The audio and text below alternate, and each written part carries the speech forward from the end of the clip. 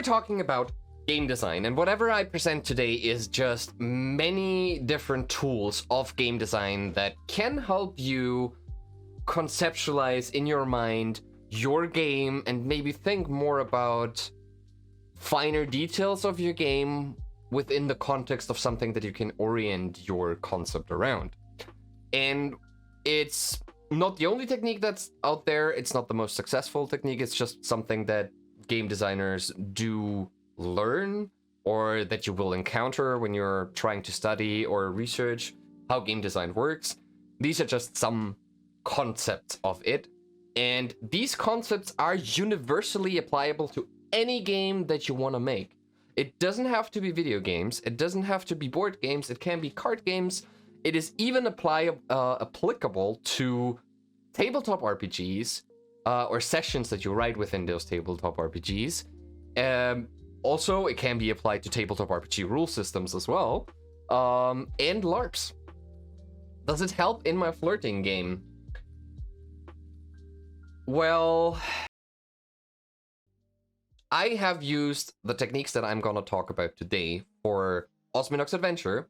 I have used this for basically any of the tabletop RPGs that we ever had on the stream.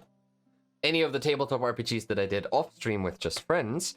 I used it to conceptualize and structure the game aspects of a LARP, live action roleplay, which is something that is very, very far removed from video games.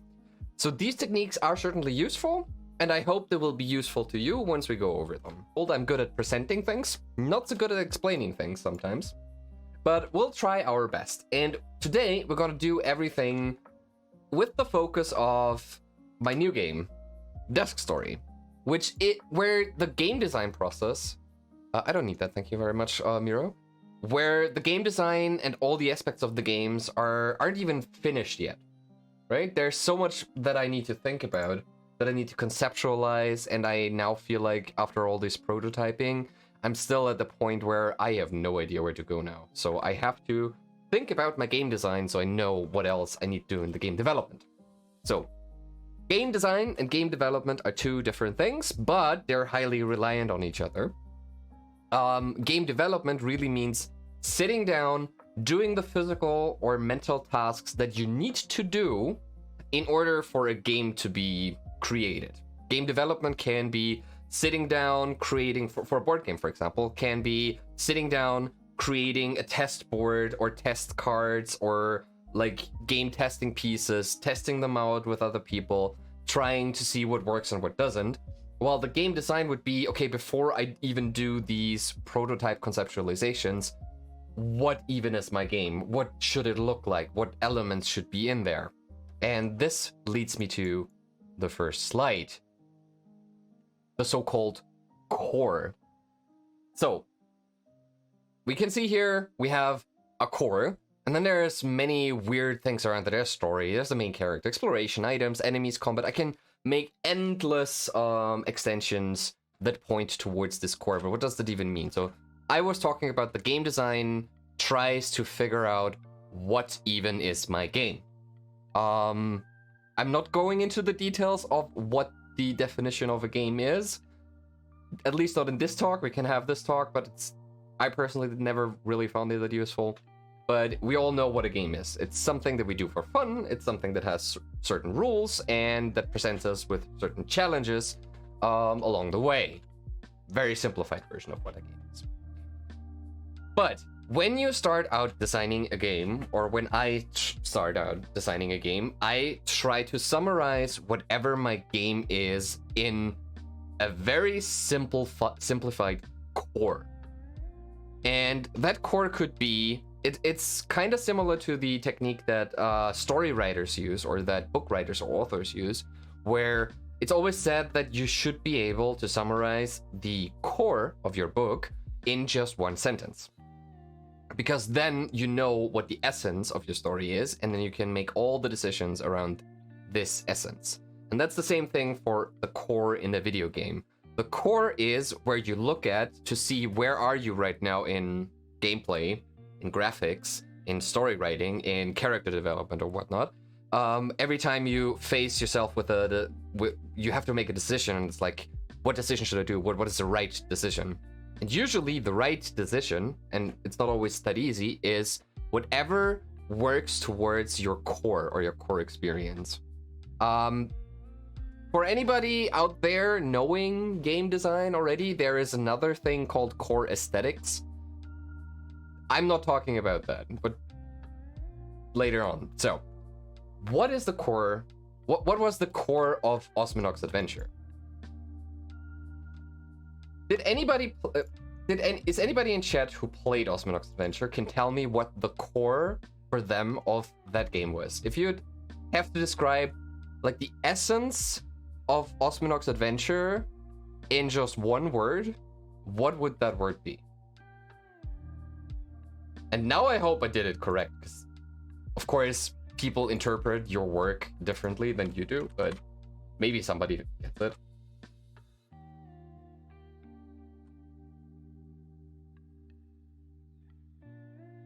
Just let that sitting in. I know Solia is there, and I know Solia played it. You might even know what the core of Osminox Adventure was.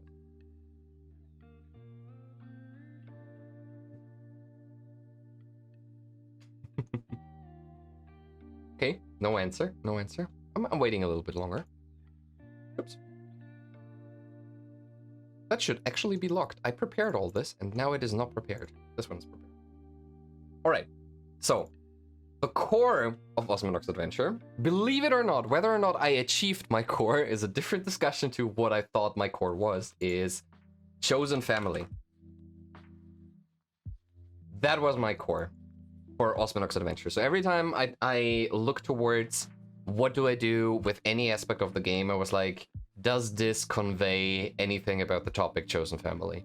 Because the crew of the Osminox, from the perspective of our main character, Aaron, was his chosen family, or is his chosen family still.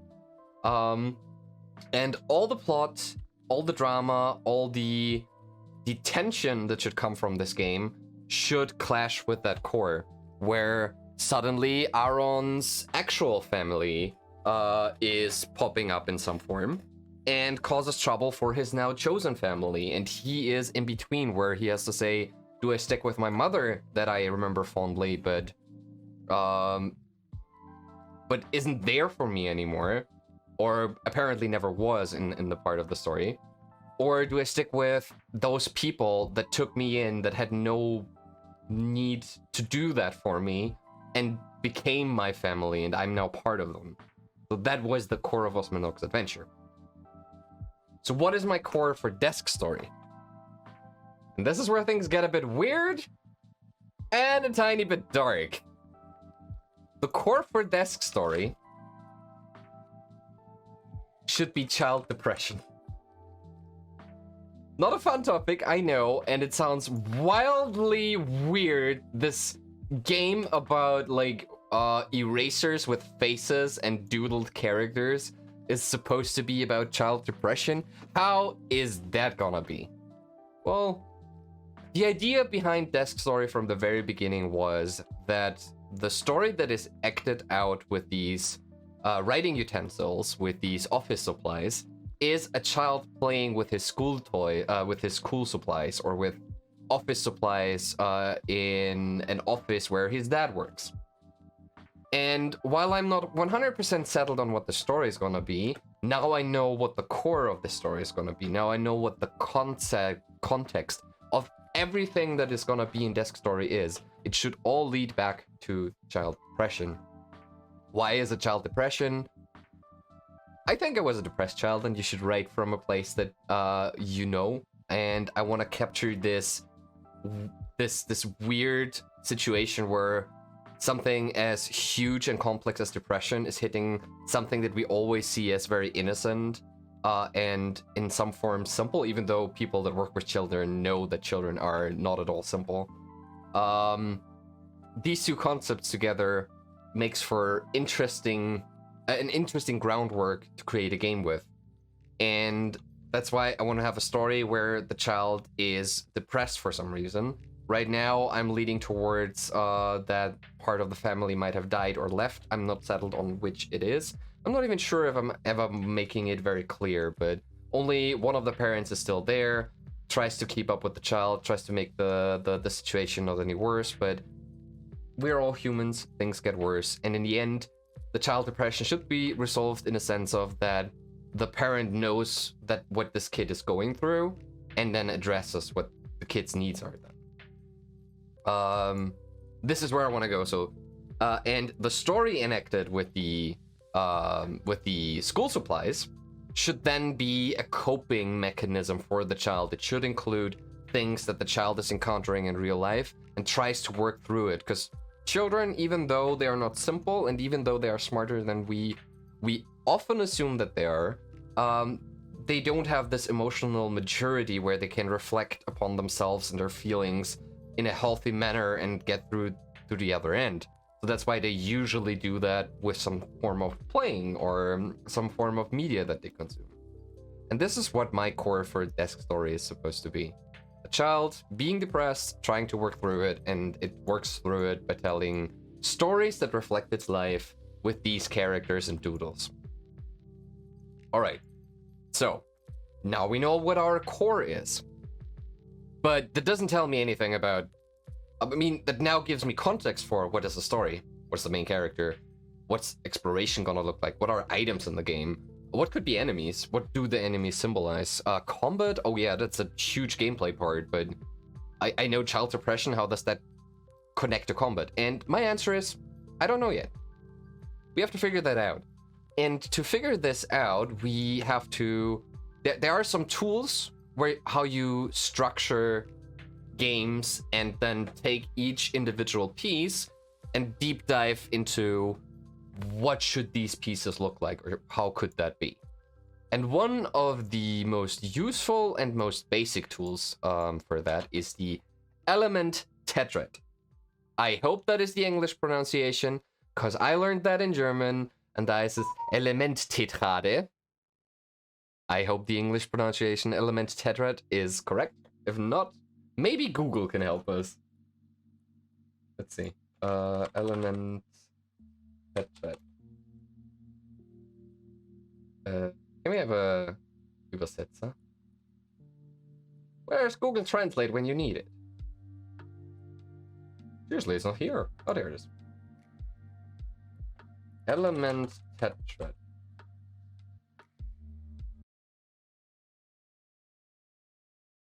I don't want to speak. No.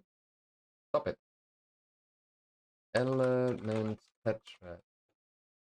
In English. Element Tetrad. I got it. Element Tetrad it is. Okay, back to chat. So, what is the Element Tetrad? The Element Tetrad is 4 core elements of any game that there is. And this might sound like, especially when you like read technology, this seems like something that is only can only work for video games. Not true. Can work for any games, and I'm gonna tell you why. So, the parts of the Element Tetrad that are on top are, as the arrow next to it says, more visible and is felt more by the player, while things that are lower in the tetrad are less visible, not less important, just less visible and less felt by the player, and by design should be less felt by the player. We're getting to why that would be an issue if the technology is felt by the player when we discuss this, but we're gonna start out with aesthetics. What are game aesthetics?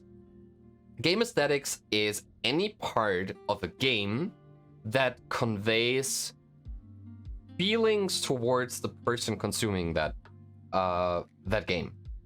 This could be in a racing game. You have the controller in hand, you're racing down a street, and you kinda, even though you're not moving, you kind of feel the speed of the car that you are controlling with the controller. You can feel steering is getting harder the faster you move. This is all aesthetics. The sound of a game is also part of the aesthetics, but like if you have like epic music in a fantasy RPG or like a boss theme that is driving you, you can feel that, and you get invested into this combat. This is also aesthetics.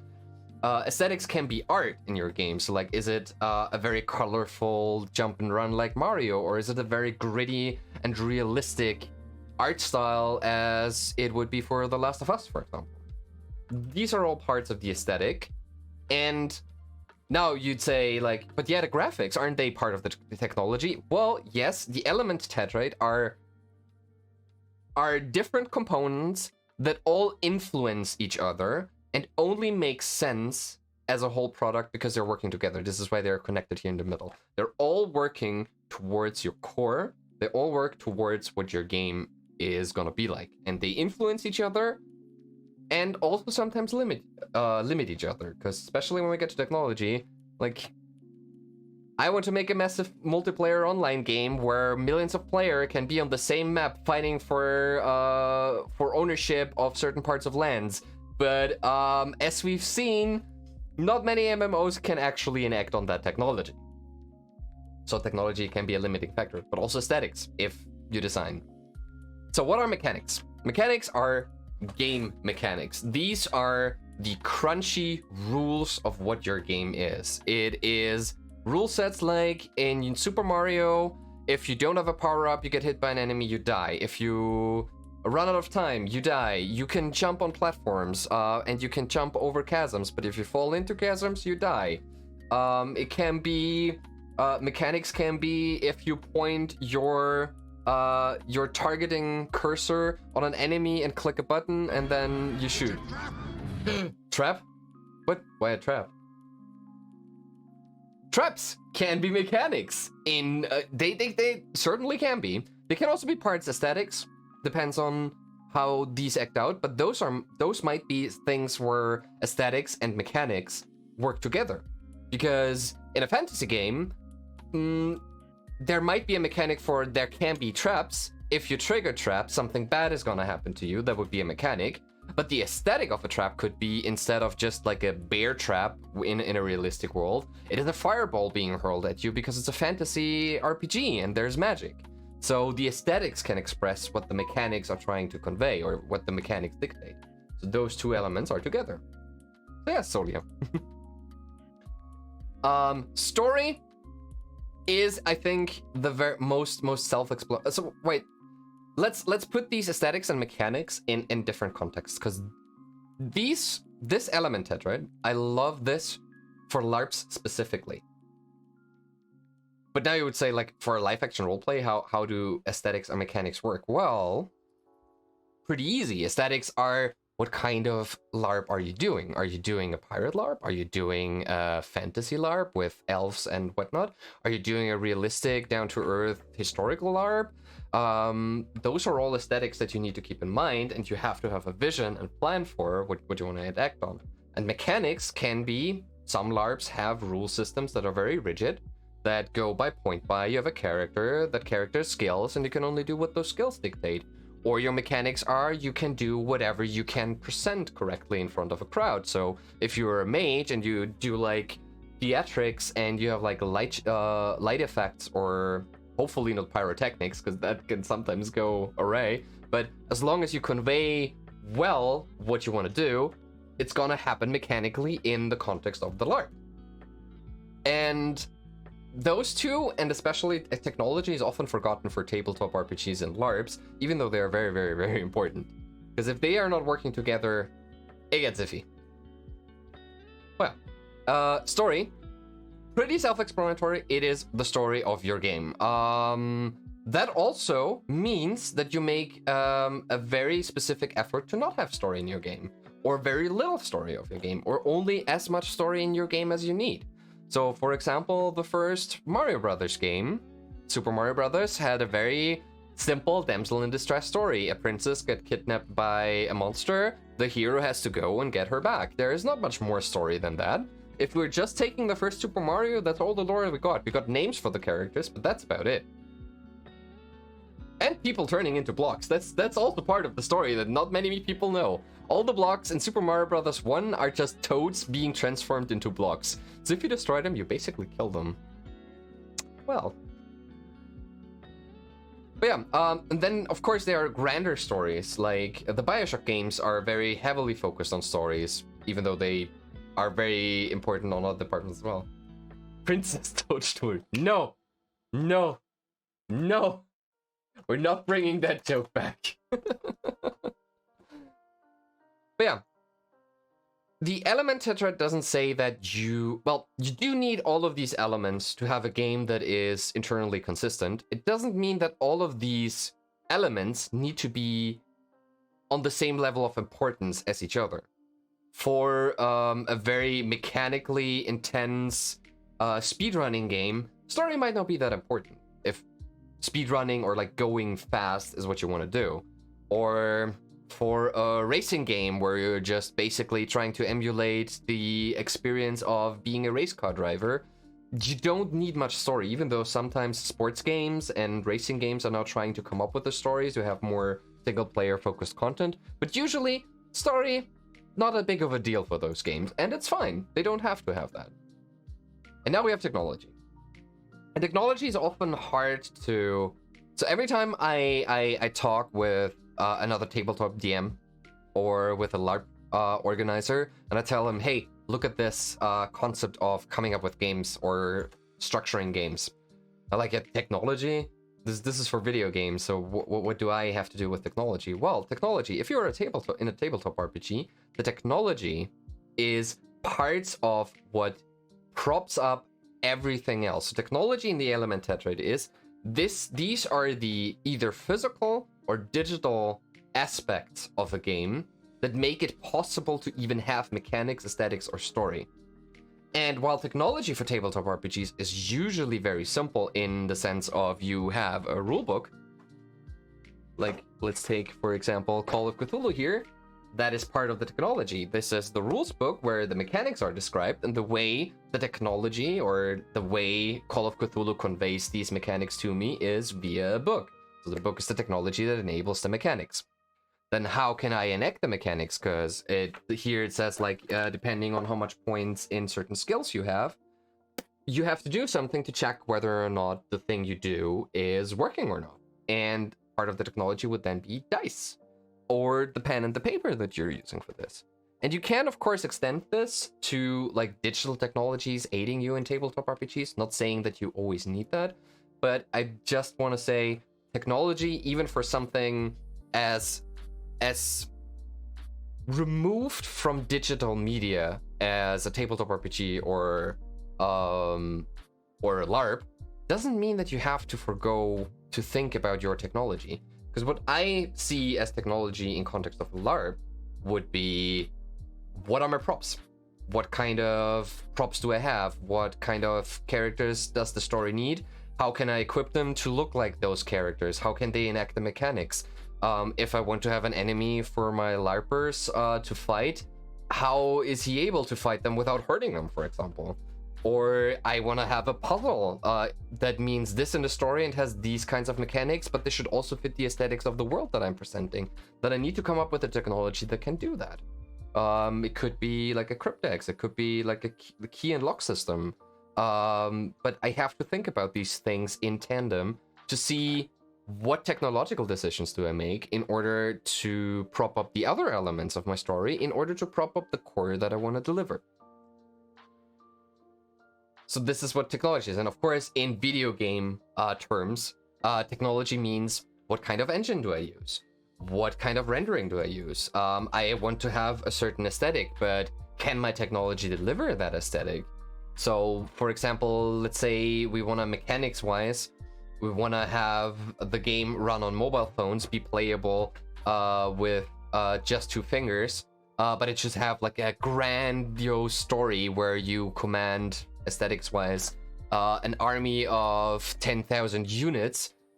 What technology do I need to make this work, and is that even possible? That's why I say technology can be a limiting factor. If we can't deliver on the technology, everything else is probably not gonna be delivered on, because without being able to render high realistic graphics, I will not be able to make a game like The Last of Us, or a game like Bioshock is a bit cartoony, but you catch my drift, right? And if I can't enact on the aesthetics, then the story is gonna be also affected by this, because then the story cannot be presented the way I intend to present the story. And then with the mechanics, things might not be that bad, but we all know what happens if a game runs like shit. The mechanics feel bad. If your game runs like on 10 FPS per second, but is a highly reactive action RPG like Dark Souls, people will not be happy about that, because then Dark Souls doesn't feel like it's a fair, challenging game, but it's gonna feel cheap because it's not running right, and I die not because of my mistakes, I die because the technology makes mistakes. That's why I say less visible doesn't mean less important, but by design, it should be less felt by the player in the end, because the player should be there taking in the aesthetics, the music, the graphics, the feeling of controlling the character or whatever the game is, experiencing the story, getting invested in the story, and have mechanics that enact fun, but a certain amount of challenge for them as well. So that always, like, challenge and fun is a balancing act. And only those elements should be felt by the player, whereas the technology, the player shouldn't feel that the game is rendering well, because if it's rendering well, then it's just doing what it's supposed to do. Certainly people will feel it if the game renders poorly, if your graphics are poorly, if it runs badly, if it crashes often, if it has bugs. This is all taking people out of the gaming experience and actively think about technology. And this is why people get so frustrated with bad running games, because they have something in front of them that they want to get invested in, but they can't because, like, technological troubles are always taking them out of it. That's why it's important. Same thing for when you're in a LARP. Let's say we have a LARP, a fantasy setting, and the players should go into a dungeon and fight the evil wizard that is, like, reanimating the corpses of the surrounding battlefield or something like this. There's a lot of technology to handle there. It's like, how do you set up the dungeon? Because if the dungeon isn't set up correctly, the people will not be immersed in the experience that they try to give them. And even though LARPers are good at playing pretend, it helps if the things that you present them with are as close to what you want them to see as possible, even though sometimes it's impossible. But if you only have, so how is the dungeon looking like? Is the dungeon just like a modern cellar with garbage laying around, or is it like an old castle-y cellar that, or a cellar that was propped up with, like, decorations or something to invoke the feeling of a dungeon? How do our zombies look like? Do we even have zombies? Are we just saying that the zombies are there? Because if we don't see them, the player might not care that it's happening. And if the zombies are just normal looking dudes in normal outfits, they will not be immersed either. If our mage is, if our evil wizard is not evil, but a very timid looking person that acted out very timidly, that has like normal dress wear like I do right now. So if I'm in a dungeon like this, saying I'm the evil wizard, being the nicest person that I can be, people are not gonna buy it. And these are all parts of technology that you need to think about. So, like, your story wants to have that, but can the technology deliver it? So then it might be better to change the story to work better within the limitations of technologies that you have. Good. Element Tetrad. Everybody on board with this? Do you all understand what I'm talking about here? All right, good. Let's keep going. So, actually, no. Yeah, let's keep going, but we haven't done much design. So we have our child depression core. So what do we want this game to be in the Tetrad? So what you could do as a first step to start, because these 4 elements are very complex when you drill down to them, because aesthetics alone is like music, sound effects, graphics, how the gameplay feels, how the game is presented visually, can start from concept art to finished polished work, art style, art direction. Cinematography is even part of the aesthetics for video games. But what you could do is, like, have some keynotes of what do you want the aesthetics to be, or what do you want these elements to be. So for my aesthetics, what I want is a simple art style, because technology-wise and skill-wise, I'm a bit limited in creating big, grand graphics. But I want a simple yet clean art style. The game should feel whimsy, but also tiny bit off. Let's put it that way. I still have to figure out what this offness is gonna be, but we do have depression as a core theme here. So it should feel a bit weird what we're doing here. the aesthetics. Could aesthetics be imaginative? Probably. Does this make sense in my context? Probably not. Well, the aesthetics should be very childlike, which is part of feeling whimsy, I guess. What other things could the aesthetics of Desk Story be? So I want like these childlike, hand-drawn would be something that I would describe the art style as well, because that is pretty much a big part of what Desk Story is gonna be, that everything is like drawn by a kid, or should feel like as if it is drawn by a kid.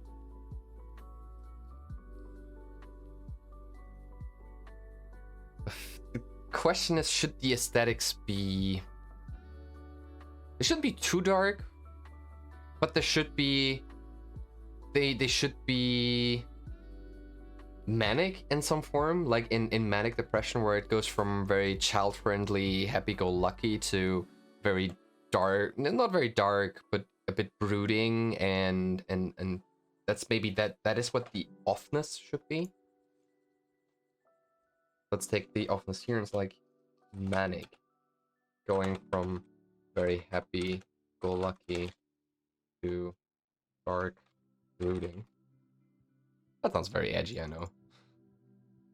Kind of a bit of an edgy concept. What other thoughts about the aesthetic could be? So hand-drawn aesthetic, childlike, manic. Should feel whimsy, but also manic.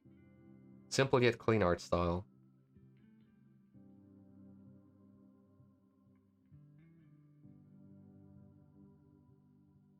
I mean, the aesthetics. So let's think about the aesthetics of how to control the game. So if we let's put that aside for, okay, these are some of the aesthetics that I want to have in general. Let's think about a bit about gameplay aesthetics. Look at that. Cat wants to support me. Yeah, look at that. Change my mug to a fluffy little kitty cat. Look at him. Look at the fluffy boy who is losing so much hair. And he wants to cuddle so much, but he is just hairing me up. Run. Even though it's getting cold next week. Next week we've got like -degrees again. Okay. Gameplay aesthetics. So how should controlling the character feel like? So if we think about how... What's a good example for... I mean, is that even super important to have like a clear goal for how the controls are in a turn-based RPG? Maybe not that much, but it still should feel like you're in control. But that's not an aesthetic. That's just like the basic principle of what controls should be like. So controls. I guess what I want is I want fluency, but with a bit of weight behind it.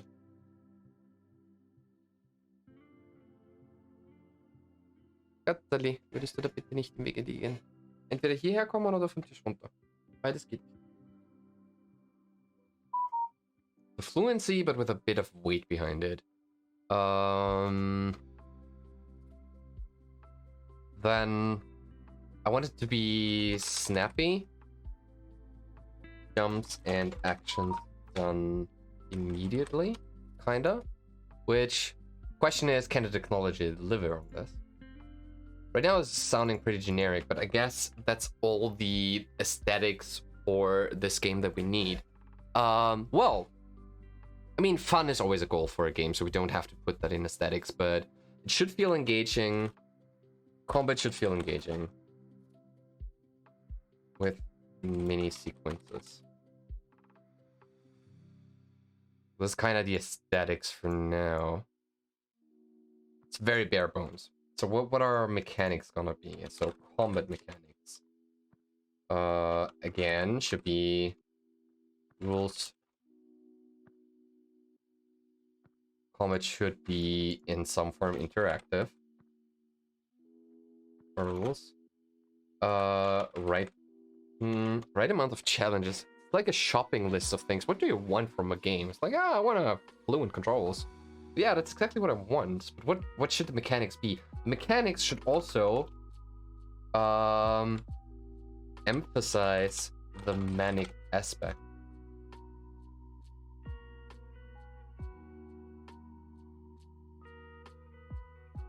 What do I mean by that? So what I envision is, since it's a kid playing the games, rules should be able to change.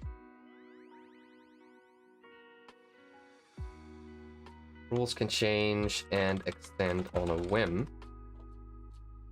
It's also, I also want to emphasize with the mechanics of combat this depression aspect, where people usually think of depression as being you're always just very sad, but depression has a whole spectrum of things that you can feel when you have it. It's not like everything is just gray, even though that can be one of the aspects of it, but it can be you are super happy for 8 hours a day, and then as soon as it's hit the 9th hour, is like you're the loneliest and most miserable person in the planet in your vision, and without having any trigger or anything. It's just like, this is just how it is. It's like you're happy for most of the time, but then you're like in your darkest pits the next. It can be that you're very happy, lively, very outgoing, very social, and then in the snap of a finger, just because your brain decides it that way, you don't want to see anybody anymore. You can go from being very docile, from very easygoing, to very, very aggressive in a moment. And I think, especially in children, depression is not just, it's an unhappy kid, it's a kid that is very manic. It's a kid that goes from very high highs to very low lows. So I want to have combat aesthetics reflect that in some way, but I just don't have the idea yet of how can I make this work. Because it should also feel, well, engaging to the player. The player shouldn't get frustrated by rules just changing.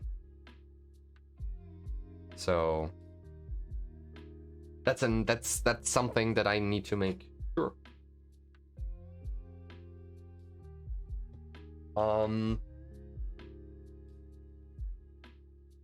Maybe, yeah, emphasize the array of emotions that depression can bring.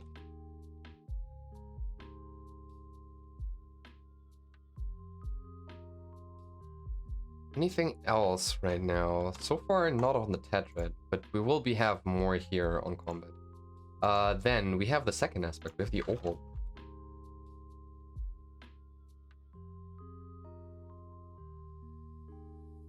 Overworld, mechanic-wise, should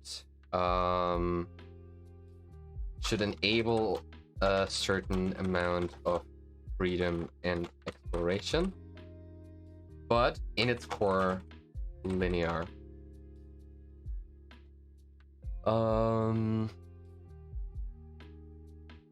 We want to have mechanics-wise, we want to have a 2D jump and run style, combined with a turn-based RPG.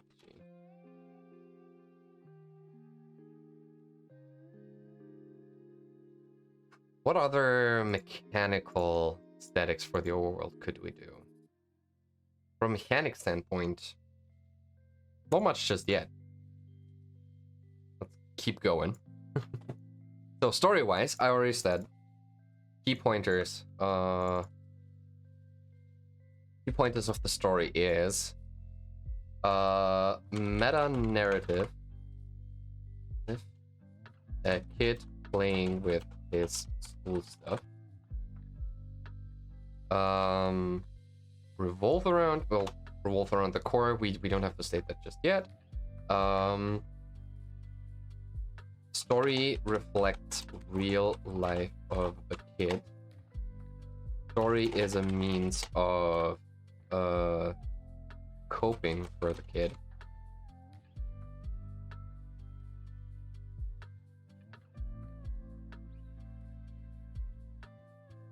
The meta story, the meta story, that's the meta story. The out of meta story or the in meta story? The kid story. The kid story. The kid story is, well, guided by the kid. What did I had a thought there and then I lost it. It's a meta narrative, kid playing with the school stuff. Story reflects real life of the kid. Story is means of coping for the kid.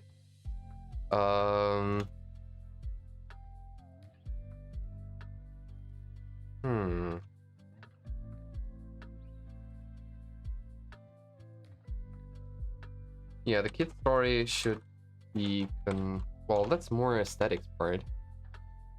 This is where the story informs the aesthetics. We can put it here because I don't know where to put it in the aesthetics for now. Because usually you have like a design paper where you order all these things and really write them out.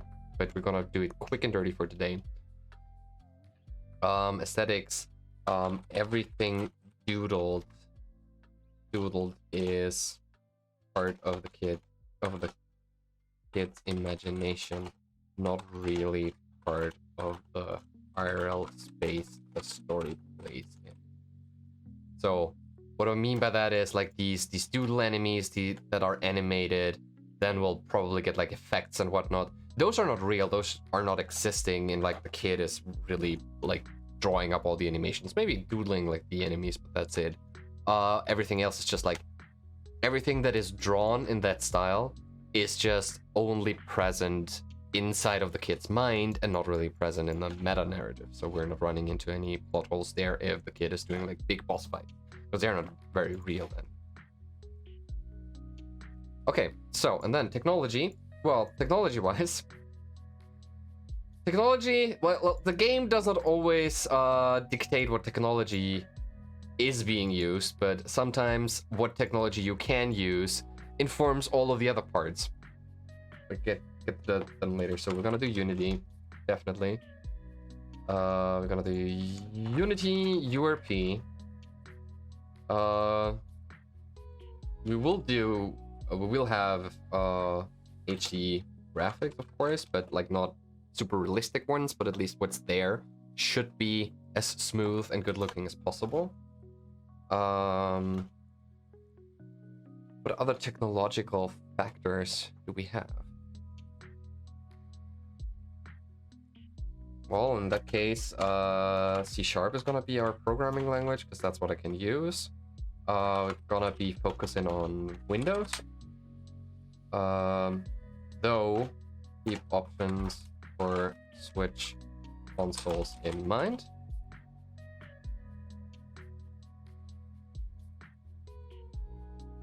What are the technological things? Don't really need ray tracing or any kind of these things because those are more aesthetic things that the technology can provide, but I think this is all technology-wise I have thought about just yet, and I think is the only things that I need to think about just yet. All right, so because we're talking about sometimes the technology dictates what the other elements gonna be like, because it depends on what technologies are you capable of using. The thing is, while this is a way to structure games, even like the core idea, it does not necessarily mean that you have to come up with like a fully fledged out design here. You can start out with, okay, I have this really cool mechanic in mind. This cool mechanic is basically what informs my core, so I derive the core. For example, what would be a good... There is... for example, I think Mirror's Edge, for example, the free-running, parkour-based action game from... I think it was Ubisoft, but it might be wrong. I'm pretty sure that the idea for this game began with, I want to make it fun to run around and walk, like go over obstacles to get this feeling of freedom and free running inside of a game. So this is like parts mechanics, part aesthetics, but more mechanics, like you jump over stuff and it feels good to jump over stuff. And then they probably derived everything else, so like the aesthetics, like this freedom of free running, this rebellious spirit, whoever the character in this game is gonna be needs to be something that is anti-establishment, and then, okay, what is the establishment then? And then we are already part in the story where we have like this oppressive government, we have these free runners that are couriers that get stuff from A to B without this oppressive government getting their hands on it, and the technology probably was propped up by whatever the game studio that developed Mirror's Edge was capable of producing with. So it can go from mechanics first, it can go stories first, like I think most of the JRPGs, and I even think most of the Western RPGs as well, are story first, aesthetics first, and then mechanics and technology comes along the way. But it's not always that somebody is just waking up at 8 in the morning, says, now I know the perfect design for it, yeah, this is my core, these are all my 4 Tetrad elements, that's how they need to be. And the thing is, just because I said the Element Tetrad out the way I did just now, doesn't mean that any of these thoughts that I have actually work. Because down to the core, even down to the core, if whatever I produce isn't fun to play, nobody's gonna play it, right? I mean, the story can be incredibly engaging and the best thing of fiction you've ever heard of. If the game is a slog to play, nobody's gonna reach that story. That's just how it is, right? If your mechanics are the tightest shit ever, if whatever you do feels really, really good, like for example, you have like the best racing controls ever, but all your graphics are stick figures and barely blocked out 3D models, nobody's gonna play it, right? So all these things that you set out to do, and even when you dive deeper, where you say, okay, what does mechanics in my combat actually look like? How does my combat work? What's a turn order? What do enemies do? What is damage? What are special abilities? How do they factor in those things? Just because you set them out right now doesn't mean that later down the line, when you actually implement this stuff in the game development part of game development, doesn't necessarily mean that those are fun. And then you have to revise your idea, see where your vision of the game design fails with the actual development and fails with the actual aesthetics of what the game is or what the technology can provide or what the story is. And then you have to revise and be better and be more closer to the end result that you want to have. So this is not a thing that you do in the beginning of a game, you never look at it again. It's a back and forth all the time. And this is why game development is so difficult on a larger scale, because you can never plan in when is your game fun. Yeah, you might be at a point where you say you're finished with the game from a design aspect and a game development aspect, but well, it could be a bad game, could be a great game. Hard to say if you don't reflect upon it. How do I like his Polly? Welcome to my game design talk. So far, it's a very one-sided conversation, so I hope it is fun for the people that are there. Let me know. But yeah, we were going over the Element Tetrad, which is 4 parts that form the whole of our core.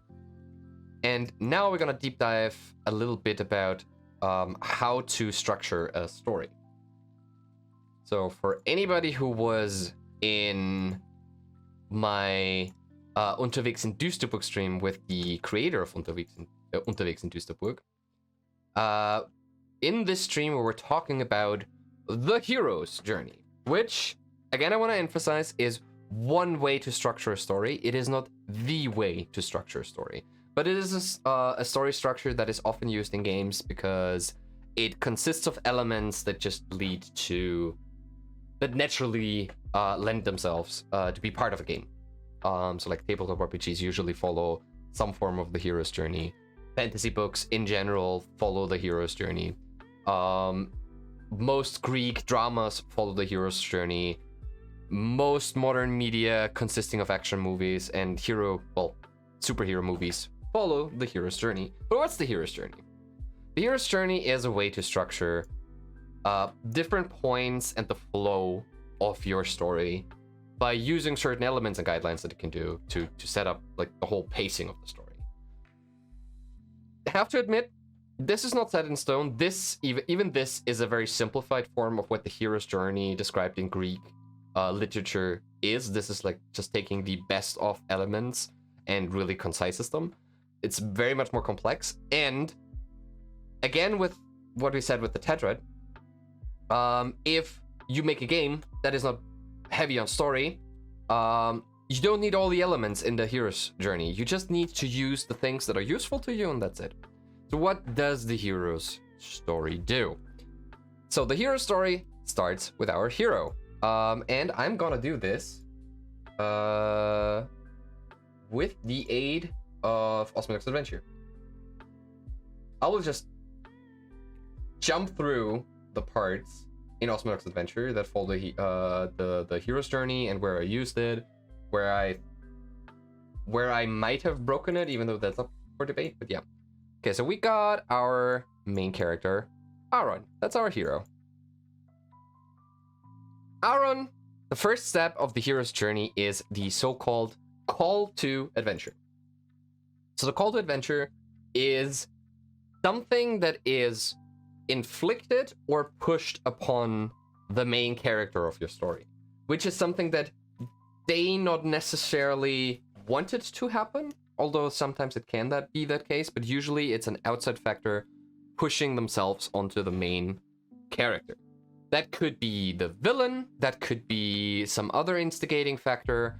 Let's take some examples. For example, in the Osminox Adventure, the call to adventure is actually not even Aaron waking up on the island, not knowing what happened, but the call to adventure is actually the scene where Aaron is down in the brig of the ship and finds this weird shadowy kraken ritual thingy and unleashes it, which he did not really do himself, in a sense of that he was fully aware of that he's doing it, but something called to him, call to adventure, and he enacted upon this. In The Lord of the Rings, for example, the call to adventure would be Frodo getting the ring after Bilbo's birthday and after he leaves. Because now the ring is thrust upon Frodo and he has to take care of it. What would be another call to adventure? Well, the hero's journey is made famous by the Herculean tale of, well, Hercules. Where the call to adventure, the instigating part of it was Hera killing his family, and he wanted to have revenge or like be rid of Hera or live in peace. So usually, the call to adventure goes against the status quo that the hero wants. Next part is supernatural aid. That's well, not really something that I used or at least actively thought about it. I only thought about like call to adventure and then getting to the threshold, but supernatural aid is often used in fantasy stories or in superhero movies. It's usually the birth of the hero. So like Spider-Man getting bitten by the spider is the call to adventure, but him actually figuring out that he now has superpowers is the supernatural aid. Or in Lord of the Rings, I don't even think supernatural aid works with Lord of the Rings because Frodo doesn't want to have this invisibility thing, but it's still there. But yeah, the supernatural aid would actually be kinda also Gandalf, but Gandalf also is the mentor character later down the line. But yeah, supernatural aid is an element coming out of nowhere that gives the main character the possibility to start his journey and kind of fulfill the journey later down the line, but reach the so-called threshold. The threshold is the story's point of no return. So once the threshold is reached, the stakes are set out. If the hero is not following the hero's journey, if the call to adventure is ignored, which is also sometimes an element here before the threshold, that the hero is struggling against the call to adventure. He doesn't want that to happen. He doesn't want his status quo being changed. He himself doesn't want to change. So that's usually also an element that can happen in the first 8 quarter of a story. But once the threshold is reached, the journey starts. This is where the main game is starting, where all the mechanics are laid out, where at least in their base form, where the world is open to you in an open world game. This is when Skyrim goes from a cutscene driven start where a dragon roasts a city that wants you killed because you're a criminal, to you step outside of the dungeon and you have the whole of, I think, Tamriel in front of you. You can go wherever you want. You can do wherever you want. This is where like the game unfolds in its entirety, and that can sometimes, depending on what kind of game. So if you play JRPGs, that can take hours, but usually in games that's around like an hour or 2 hours at best. Some say call to action should be in the first 5 minutes, or like a hook should be in the first 5 minutes. But yeah, then we are at the threshold. And the threshold is where all the other elements of a story come in. Oops. Can we get the whole of the Osminoc? Let's look at all the beautiful graphics in here. We want them all to be here. There we go. Bring him in. Bring him in, boys. Make it bigger. Ugh. Scaling more than one image is kind of tough here on Miro. So let's put them all over here. So. All right. So the threshold is not always where, but usually where all characters or the characters that are important to the story get introduced. So in this case, where all the Osminoggers really come to fruition. So I'd say from a structural perspective, Osminoc's adventure starts with an introductory sequence where the Osminoc is crashing with the Nomadian ship. The call to adventure is Aaron unleashing this Shadow Kraken and the Osminoc crashing on the beach. Supernatural aid, or the threshold, is kinda getting the Fook, Aura, and Eric back into the party. So this is like our baseline of things. We are also starting to... Twice the Pollux, none of the captain. That's bad. Let's get the captain in here. I did drag the captain in. The captain is somewhere in the ether over there. There she is. Come over here. There we go. So this introductory to the threshold is basically grabbing these 3 people. There's like the supernatural aid, or the aid that makes it possible for Aaron to get on his journey. And then we get to the threshold where Aaron realizes he might be the person responsible for the current predicament, and all the rest of the Osminoc is there. And somewhere along those lines, the full gameplay mechanics of quick traveling, side quests, repairing the ship, upgrading weapons, salvaging things, buying things, or like crafting things, talking to people, the people being there, party members being freely selectable. This is where this is happening, somewhere in here. And we can also see, okay, there's the helper and there's the mentor. And here is where we make a quick detour into psychology. Threshold was somehow the first dragon. Yes. The first dragon is the threshold, because we're introducing even more so that there's something wrong with this island, and that it is affecting everything on the island, even including the characters. And afterwards, we open up the whole story, the whole island, the whole mechanics of the game. So yeah, this is where I saw, okay, this is the threshold. This is why the first part of the story for me, this is all introduction until you get to the camp, and then the rest is all of that here. Okay, to psychology. I'm gonna tell you about Carl Jung's shared consciousness theory, which is a very esoteric and certainly widely disproved psychological concept. Carl Jung was kind of like Freud, where he had some good basic ideas that are still used in psychology today, but along the lines we realized that the guy was probably a nutter, and he was also a bit of a Nazi. So, But his shared consciousness theory. Carl Jung proposed the idea that the whole of humanity had a shared consciousness. So we know from do we know that? I actually don't know, but in psychology, or at least in Freudian psychology, we have like the ego, we have like the super ego, we have the consciousness and the subconsciousness. Yeah? And Carl Jung proposed that aside from a subconsciousness that we have, where like thoughts are worked on without us actually putting any brain power to it, without consciously noting it, subconsciously sometimes we also have biases or actions that we just do without even actually thinking of why we're doing them. Carl Jung proposed that such a subconsciousness is there for everybody, and everybody influences the shared consciousness, and this shared consciousness is influencing every one of us. Why did he think that? He thought that because looking at art, looking at stories from all over the world, you can see that there are certain archetypes, that's what he called them, that are just always present. Yeah? Usually people stories, even the earliest forms of stories that we know of historically, they have some form of hero that has to overcome a villain. Yeah? And lots of stories have the so-called mentor, which I think in called Jungian archetypes is the sage. There's somebody else. No, there's the magician, which is something else, but the sage is like the person that bestows wisdom upon people.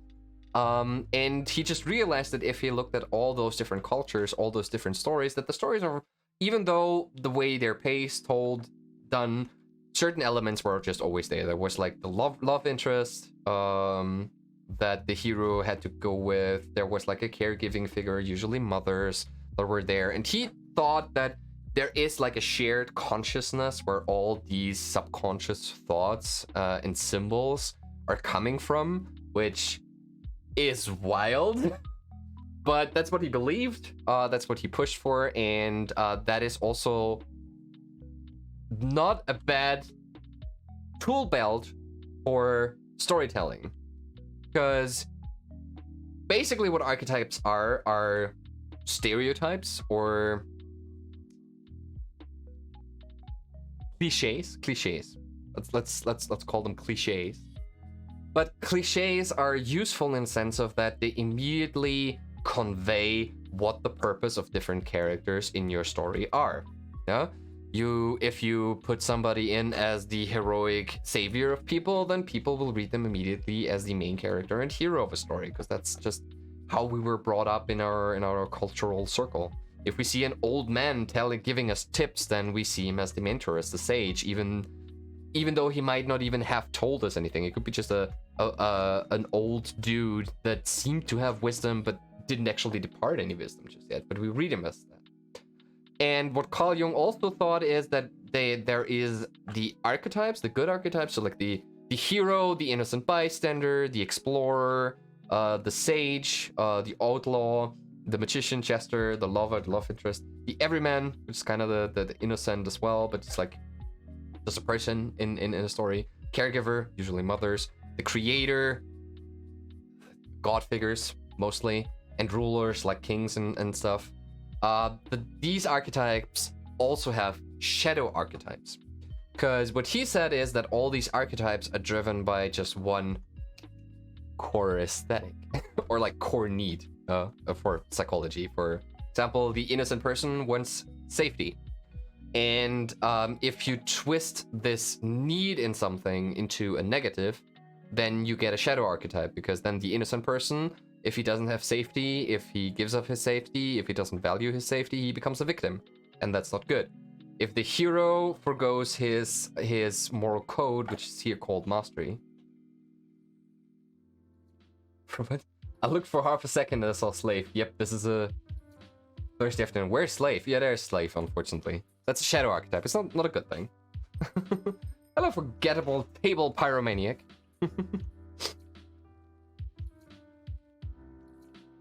Yeah, we're going over what I admit is not a good person called Jung's shared consciousness theory, because we're currently talking about the hero's journey. Oh, forget table pyromaniac. Not forgettable? Forget table pyromaniac. Are you a pyromaniac that forgot your table? It's forgettable. Okay, good. Sorry. I try really hard to speak everybody's name correctly, but sometimes I just fail. How are you doing? We're doing game design 101. I already blabbered for more than an hour about basic principles. I just find it funny how people split it when reading it. Well, it was more like a forget table pyromaniac. Okay, those are the three parts. Putting them together. Oh, forgettable pyromaniac. but I usually read them out as I go along this thought process. But yeah, we're talking Carl Jung's shared consciousness theory, which is a psychological theory by a person that is basically a nutter and a Nazi, but has formed, just as Freud did, modern psychology, where he said that humanity has a shared consciousness that creates these archetypes of people. Theoretical Nazis, let's go.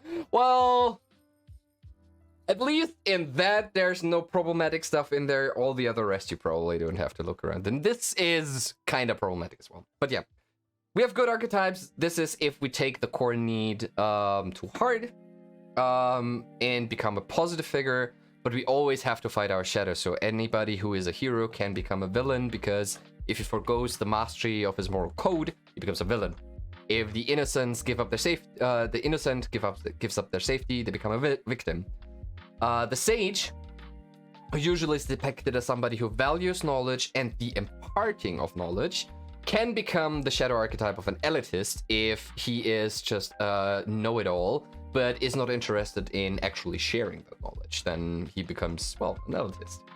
An outlaw, who could be a rebellious figure against oppressive ruling powers or tyrants, can easily become a villain-like character himself if he becomes a criminal. We all like Robin Hood, who steals from the rich and gives it to the poor, but if we would turn that around and Robin Hood would just be a dude stabbing the everyday common folk, taking their money and using it for himself, we would all see him more as a criminal than an outlaw hero figure, right? And so we can use this Carl Jung archetypes to orient around certain characters in our story and in our games to serve certain roles, and we then can depict them via these cliches of archetypes to make it easier for the consumer of the game to read those characters as these kinds of bad or good things, depending on what we want. So, fun fact, this shared consciousness theory with these archetypes is the basis for Silent Hill's psychological horror, at least until the third part, where they have been deviated from it. But Silent Hill 1 and Silent Hill 2 specifically are very much drenched in Carl Jung's shared consciousness theory, because there's more to it than just that. And I found that very, very interesting. So, good. Back to our hero's journey. We are at the threshold. We have a call to adventure of the supernatural aid, which is basically not supernatural, but the aid is in form of our three first characters that join the party. Then we're at the threshold, where we meet helpers, mentors, other archetypes. So I tried to assign certain elements to each character. So the Fook is kind of the sage persona, where he is collecting wisdom but also departing wisdom. But the twist here is that he's a bit bad at making it at explaining things to people that are not him, because he's the Fook. The Fook is the Fook. Aura is kind of the innocent archetype. I very specifically have no love interest in the game for Aaron, because Aaron is asexual as fuck. But Aura very much is the innocent person thrusted into this weird story of things out of her control. That's kind of what she is. Eric would kind of be probably somewhere between, well, Chester and Outlaw. It's not always, maybe Explorer as well. Captain, of course, is the caregiver. Doik is Polly. What are you? You're the everyman, kind of. The belonging part was very important there. Edgar was also more the Chester and everyman, and Aurelius was there was an archetype where he is like eye to eye with the hero's emotional state. I don't think it's here on this wheel, even though some of the archetypes just could be. But Aurelius was the person that also lost his family, so he understood Aaron's predicament the best. So those were kind of the goals that I had with the dialogue and everything. Good.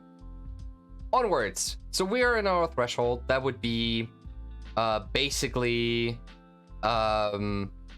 would basically be the whole of the game, where it's like we meet the Shadow Kraken, we get to the memories, we meet Aaron's aunt from back then. We start to notice that maybe his mom might be here, and he tries to find her more and more, and puts the rest of the crew more and more in danger, until we get to the point where basically the true ending starts. So this is actually where the neutral ending kind of would stop, I'd say. It's a very incomplete story, neutral ending, where somewhere between the challenges and temptations, you overcome the challenges and temptations, and you leave. And Aaron stays back, because Aaron at this point is in the abyss, or the death and rebirth, which in Greek, this is a Greek drama telling. So usually this is where they end up in Hades and fight their way out of Hades, because Hades is a place to fight out of.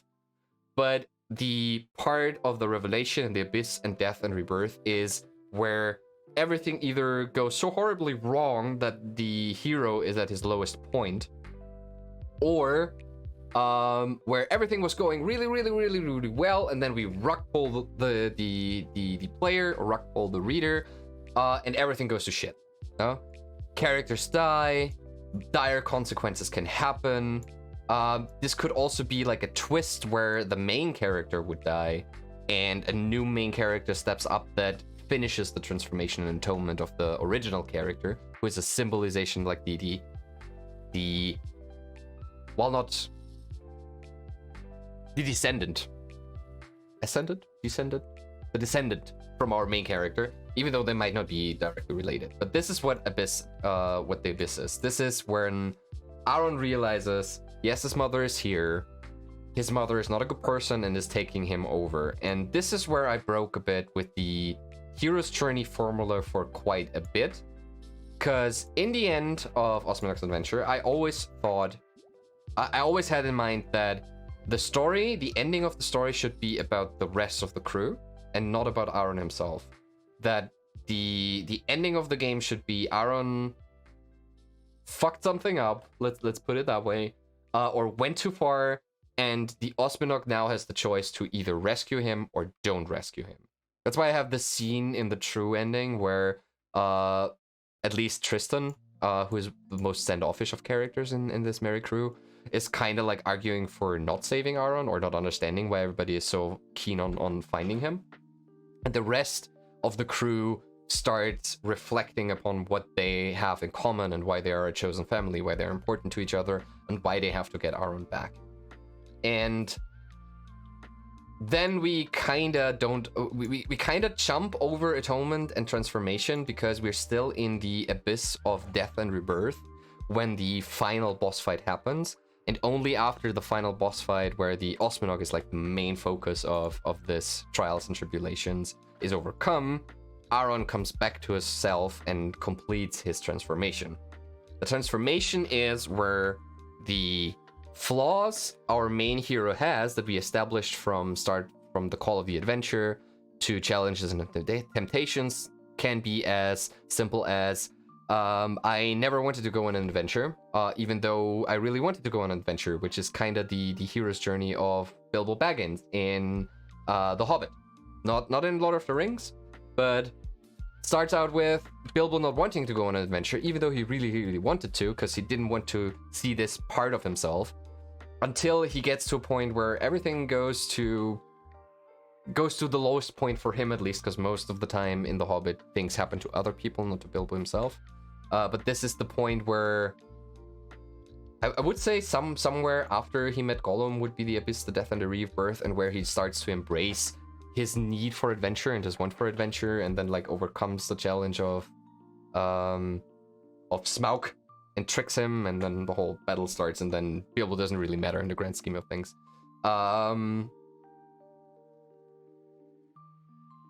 What would be another? Lord of the Rings would be an example where Frodo and Sam are in Mordor already. Frodo is really tainted by the ring, and this is where the death and rebirth of Frodo starts happening. He goes from a hero to sort of an impromptu villain because he doesn't want to give up the ring. But Sam's rebirth starts where he goes from just a friendly neighborhood hobbit that wants to make sure that his friend Frodo is coming home safely, is stepping up to become the true hero and transforms himself into somebody who takes charge and pushes the plot forward. And of course, there's atonement for Frodo later down the line as well, where, okay, he doesn't give up the ring, but because he has shown Gollum... Damn, I'm losing words.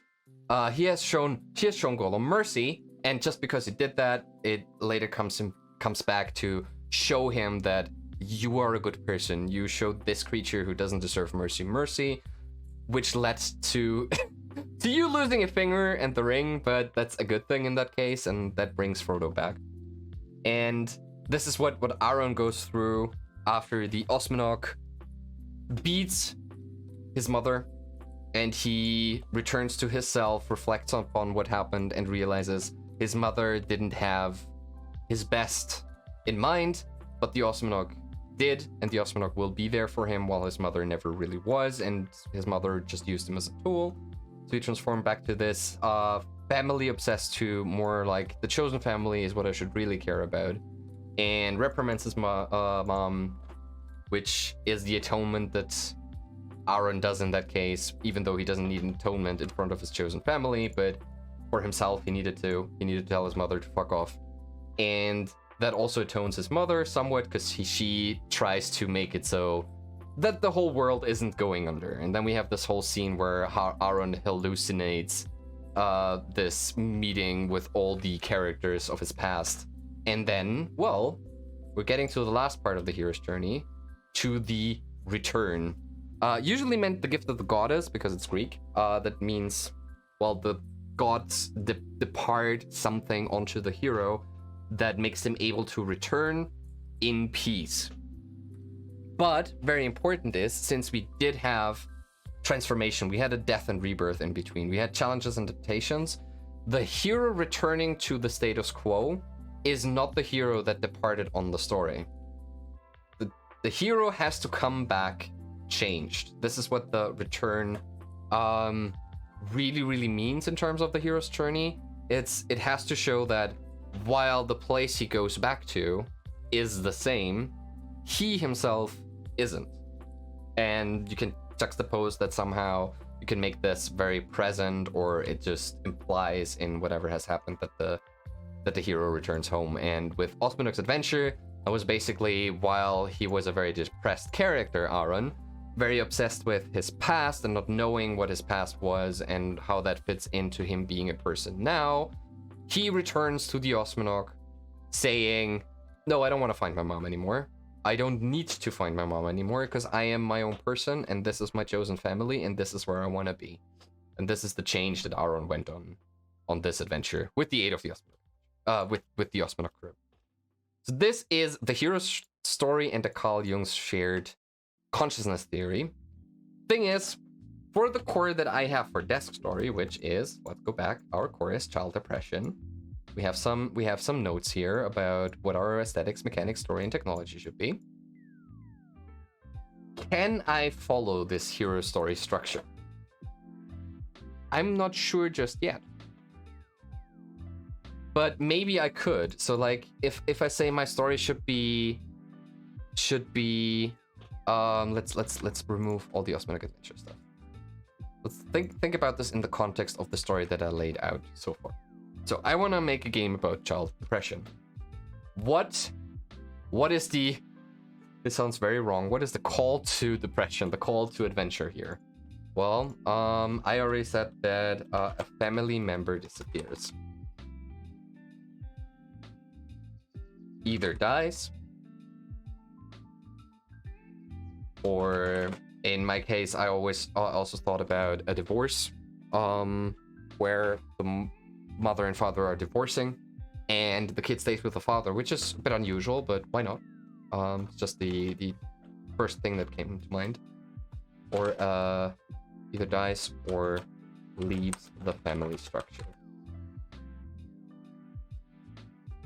The supernatural aid in this case would be the kid finding the eraser and starting to tell the coping story.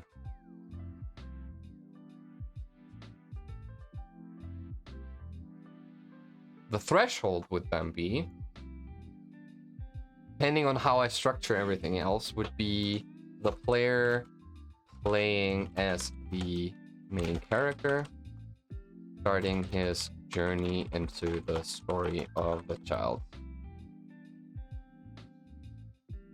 Combat introductions, etc. And here is where lots of question marks are still there. It's like, what are the challenges and temptations? And how do we get to the lowest point? So I have a foundation, I have the start of the story, but I don't have the rest of the story just yet. This is what I need to think more about. Like, what are my villains? Do I have more than one villain? What villain? Oh, what do these villains symbolize for the child? How does the challenge happen in here? So, like the combat and everything. Then how do we get this whole story to a low point where everything, basically where the depression gets very much stronger and stronger in the kid, where it affects his everyday life, and how do I present this? And then of course transformation, atonement, how do we bring the whole story back? How do we bring the kid back changed, and hopefully for the better? So that's what I want to tell here. But these are big question marks, and I already rambled off enough.